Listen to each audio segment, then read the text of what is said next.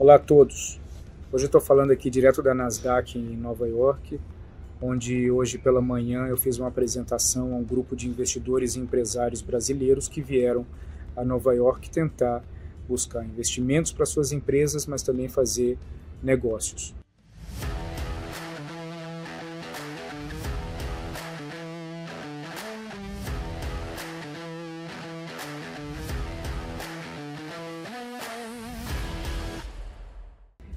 A minha apresentação hoje de manhã ela acabou trazendo algum ponto que para muitos foi uma surpresa e até diferente do que eles estão acostumados a ouvir.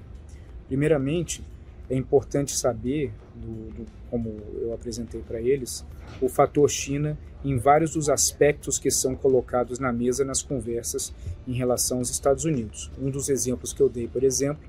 é os interesses que existem no Brasil por meio de produtores de etanol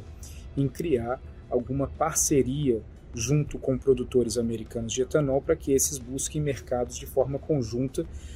claro, levando em consideração a proporcionalidade de produção de cada lado, mas desbravando novos mercados juntos no mundo. Obviamente, o lobby dos produtores de etanol nos Estados Unidos, principalmente em Indiana e Illinois, acaba colocando uma dificuldade muito grande para que o governo americano acabe abraçando essa ideia. Por outro lado, quando essa mensagem é reempacotada, levando em consideração a potencialidade de investimentos que a China está fazendo no setor no Brasil e dos investimentos futuros que ela almeja fazer, a percepção nos Estados Unidos começa a mudar um pouco. Isso cai em outra área de conversa e outra área de interpretação entre os tomadores de decisão do governo americano e também dos investidores. Por quê? Porque um dos temores número um é que por mais que as relações entre Estados Unidos e Brasil elas não andam muito boas desde a eleição do presidente Joe Biden e todo aquele entreveiro com o presidente brasileiro Bolsonaro, os Estados Unidos eles não desejam que o Brasil aumente a sua dependência de exportação em relação à China. Então, quando entra no fator o fato do etanol brasileiro acabar, de repente, tendo uma direção muito imponente, uma direção muito importante em relação à China, eles acabam pensando duas vezes e acabam considerando que essa possibilidade de uma abordagem conjunta pode de fato ocorrer. Isso é algo ainda longe de acontecer, mas foi um dos temas que foi debatido nessa manhã aqui em Nova York. Outro ponto interessante é que qualquer decisão que seja tomada nos Estados Unidos em relação ao Brasil acaba passando por uma análise de impacto em relação à China também. Da mesma forma, decisões da China em relação ao Brasil, eles acabam também levando em consideração qual que é o impacto direto e indireto em cima dos Estados Unidos. Um dos pontos que eu ressaltei são aqueles pontos no qual os empresários brasileiros eles poderiam focar aqui nos Estados Unidos para que eles obtivessem uma penetração maior no mercado americano e uma relação melhor com os tomadores de decisão nos Estados Unidos. Entre eles, por exemplo, a tentativa de avançar num acordo de livre comércio que começou no governo Bolsonaro conversando com Trump, dificilmente vai avançar se não tiver um convencimento técnico em cima do USTR, que é o órgão americano que faz essa análise do comércio exterior americano. Isso dificilmente vai ocorrer se não houver uma participação direta daqueles empresários e daqueles setores no Brasil que visam exportar para os Estados Unidos com uma preparação muito técnica para que não haja redundância. Um dos pontos principais que o USTR não concorda em ter um acordo de livre comércio com o Brasil é por conta da concorrência direta entre esses dois países em várias das produções, principalmente agrícolas, que os dois países têm. Isso não ocorreria, isso dificilmente vai ocorrer, um acordo nesse sentido, se não houver uma participação na construção de um esboço de acordo levando em consideração as opiniões e as especificidades dos empresários brasileiros. Um outro ponto bastante ressaltado foi o fato da diplomacia empresarial, ou seja, mais missões do Brasil, mais viagens de grupos empresariais que possam ter uma linha de contato direto com tomadores de decisão no governo americano em Washington, mas também com investidores americanos em Nova York, não sempre intermediado pelo governo brasileiro. Por quê? Porque o fato da relação entre o governo brasileiro e o governo americano enfrentar muitas dificuldades, como eu mencionei antes, desde a vitória do Biden, isso acaba dificultando em muitos aspectos o avanço e o desenvolvimento de uma parceria mais robusta, porque envolve vários outros pontos de divergência entre os dois países, ambiental, etc. Então, a abordagem empresarial do Brasil, ou seja, uma diplomacia empresarial, ela tende a trazer mais ganhos para os empresários brasileiros, porque eles vêm com uma imagem mais técnica em cima dos setores no qual eles representam, do que uma imagem total daquilo que o país representa, que acaba enfrentando as dificuldades das divergências que já existem entre Brasil e Estados Unidos. Esse ponto foi bem recebido, é algo que planejam desenvolver ao longo dos próximos meses, mas não é uma tarefa fácil.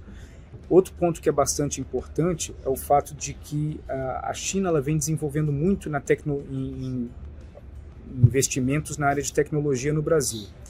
principalmente na área de startups, mas também em hardware, software e todos os apoios que nós já sabemos de linhas de crédito para o agrosetor e investimento no setor de infraestrutura logística, etc. Tudo isso, todos esses investimentos chineses, naturalmente, eles trazem bastante apreensão nos Estados Unidos. Agora, não quer dizer também que os Estados Unidos têm uma contrapartida, ou seja, tem uma noção clara do que eles poderiam fazer para gerar uma alternativa para que esses investimentos e essas parcerias não sejam recebidos no Brasil. Um dos pontos levantados aqui é aquele do envolvimento maior, por exemplo, do DFC, que é um órgão de fomento de investimentos americanos, no qual ele poderia visar oferecer linhas de crédito específicas para alguns produtos na área de tecnologia e produtos que são utilizados na indústria brasileira. Dessa forma, o Brasil acaba tendo outra opção, além dos produtos produzidos na China, e num preço melhor do que aqueles que eles vão buscar diretamente no mercado. Esse tipo de iniciativa poderia fortalecer muito a relação entre os dois países, aumentar a capacidade industrial do Brasil por meio de um acesso a produtos de qualidade, por meio de leasing, por meio de um pacote de financiamento mais factível, ao mesmo tempo que abriria uma nova porta de negociação e de relação positiva entre Brasil e Estados Unidos. Esse é um outro ponto que um grupo de empresários deverá levar até o governo americano, por meio ou direto ou de associações representativas no Brasil, ou até mesmo via o governo federal brasileiro. Toda essa expectativa dos empresários brasileiros em conseguirem novas oportunidades de exportação para os Estados Unidos, eles acabam sempre esbarrando nas dificuldades geopolíticas que nós já conhecemos. As tensões entre Estados Unidos e China, elas acabam afunilando cada vez mais as opções. Por quê? Porque à medida que existe o risco de sanções americanas em cima de empresas chinesas fabricantes de software, de hardware, de peças, seja lá o que for, isso acaba limitando cada vez mais a possibilidade de empresas brasileiras colocarem as mãos nesses produtos no qual eles precisam para suas próprias produções. Isso é muito difícil de buscar uma solução e eles vêm aqui aos Estados Unidos tentar convencer o governo americano de que não se trata apenas de uma negociação comercial, ou de uma negociação voltada para o fortalecimento da indústria brasileira, mas principalmente dentro da grande estratégia americana, que eles já deixaram claro no Congresso, na Casa Branca, no Pentágono, no National Security Council, em várias outras áreas, de que a grande estratégia americana ela envolve diretamente uma contenção das capacidades de geração de dependência que a China tem na América Latina. Então, acaba sendo um ponto relevante, mas não necessariamente empacotado da forma que acaba trazendo um impacto nos Estados Unidos. Isso é algo que deveria melhorar daqui por diante para que tenha um impacto maior e comece a gerar resultados práticos. Bom,